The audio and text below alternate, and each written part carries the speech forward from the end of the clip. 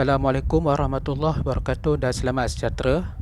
Alhamdulillah, hari ini kita bertemu kembali dalam matematik tahun 2. Pada minggu sebelum ini kita dah mula menyentuh tentang darab dalam lingkungan fatah asas.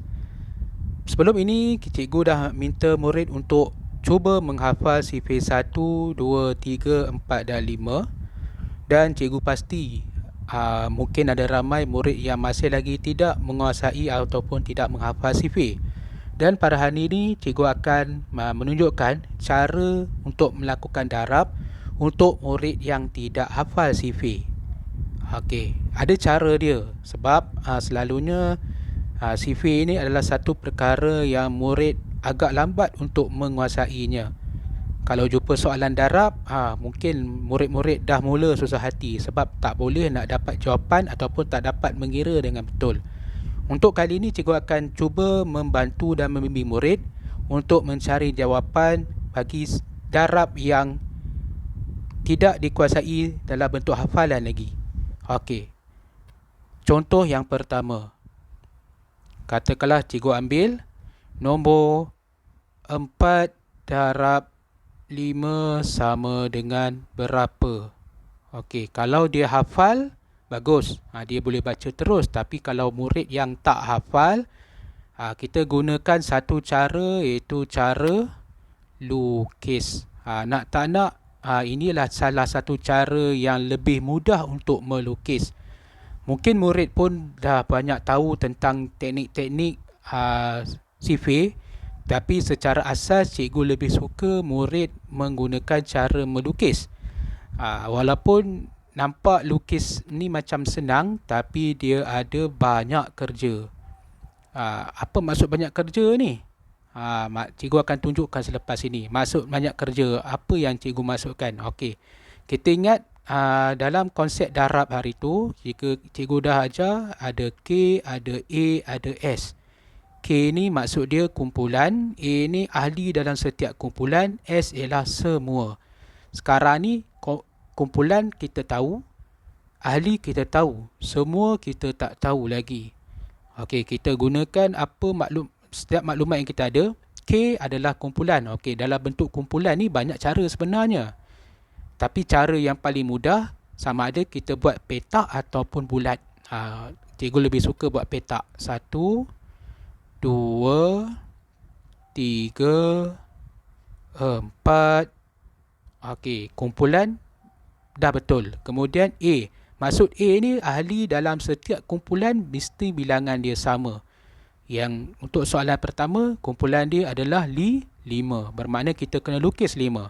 Terpulang murid nak guna objek yang macam mana yang lebih mudah. Macam contoh yang pertama, cikgu buat objek bulatan.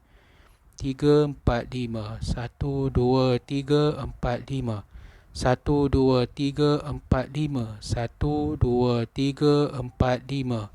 Okey, maknanya setiap kumpulan ahli dia sama banyak. Okey, sekarang ni K kita dah siap, A dah siap, S ialah jumlah semua.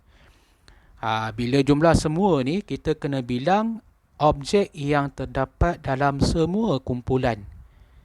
Kena bilang lah. 1, 2, 3, 4, 5, 6, 7, 8, 9, 10. 11, 12, 13, 14, 15, 16, 17, 18, 19, 20. Inilah jawapan yang kita nak cari. Ini yang cikgu maksudkan banyak kerja. Bukanlah banyak kerja apa, banyak benda kita kena buat. Kita kena lukis kumpulan, kita kena lukis ahli. Lepas tu kita kena bilang semua. Mula-mula lukis kumpulan. Kemudian lukis ahli. Kemudian last sekali bilang semua. Tapi insya-Allah jawapan dia betul. Ini untuk cara untuk mencari hasil darab bagi murid yang tidak menguasai sifir. Okey, boleh faham yang ini? Seterusnya, cikgu tunjukkan satu lagi contoh. Contoh yang kedua.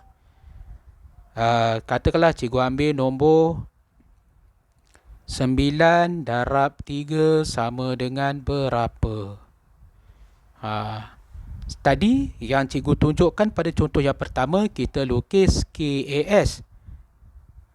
Untuk contoh yang kedua, cikgu pun menerapkan konsep yang hampir-hampir sama, cuma berbeza sedikit. Macam contoh pertama, kita buat kumpulan, sama ada kumpulan petak ataupun kumpulan bulat. Untuk contoh yang kedua, cikgu buat istilah cucuk sate. Cucuk sate. Maknanya kita nak lukis sate. Kita bukanlah lukis sate betul. Kita ambil konsep sate ini untuk mencari jawapan hasil darab. Okey, sama juga. Kita ambil KAS. Sama juga konsep kumpulan ahli semua. Tetapi kita buat secara berbeza. Contoh yang pertama, cikgu buat bentuk kotak ataupun bulatan. Untuk contoh yang kedua, kita buat secara cucuk sate. Maksudnya kita nak lukis sini kumpulan, maksudnya 9 cucuk sate. 2, 3, 4, 5, 6, 7, 8, 9. Okey, maknanya K ni mewakili cucuk sate yang kita kena buat. Kemudian A bermakna A ni ahli dalam setiap cucuk sate. Maknanya semua cucuk sate bilangan dia 3. Ataupun nak lukis 1, 2, 3, 1, 2, 3, 1, 2, 3, 2, 3 dan seterusnya. Setiap cucuk sate bilangan dia sama banyak. Sebab itu adalah konsep darab. Kalau tak sama banyak, itu bukanlah konsep darab. Okey, kemudian kita dah lukis. Pertama sekali kita lukis lidi. Yang kedua, lukis sate. Yang ketiga, sama juga langkah macam tadi. Bilang semua sate. Dalam kes ini jangan bilang yang lidi. Lidi kita tak bilang, kita cuma bilang sate saja. Bilanglah 1, 2, 3, 4, 5, 6, 7, 8, 9, 10, 11, 12, 13, 14, 15, 16, 17, 18, 19, 20, 21, 22, 23, 24, 25, 26, 27. Inilah jawapan yang kita nak. Cikgu dah tunjukkan 2 cara kaedah untuk mencari hasil darab. Sekiranya murid tidak menguasai sifir, murid boleh pilih yang mana satu kaedah yang murid lebih selesa untuk buat, sama ada nak lukis kumpulan. Macam contoh pertama, lukis kumpulan ahli semua. Yang contoh yang kedua, kita tak buat kumpulan tetapi kita buat secara susate. Komponen KAS kita gunakan lagi, tapi K ni kita tukarkan bentuk kumpulan saja, daripada kumpulan kotak ataupun bulatan menjadi cucuk sate.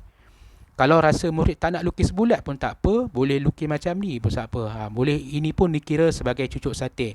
Dan inilah yang nak kita bilang. Yang lidi tengah jangan bilang. Isi pada lidi saja yang kita nak bilang. Murid boleh cuba soalan-soalan lain seperti yang terdapat dalam modul. Mungkin mula-mula memang dia ambil masa nak faham. Cuma kalau dah buat selalu, murid dah faham bagaimana cara untuk mencari jawapan, ianya akan jadi lebih mudah. Sebab matematik ia memerlukan latihan yang kerap dan selalu. Itu saja untuk hari ini. Harap murid dapat faham setiap contoh dan penerangan yang cikgu berikan.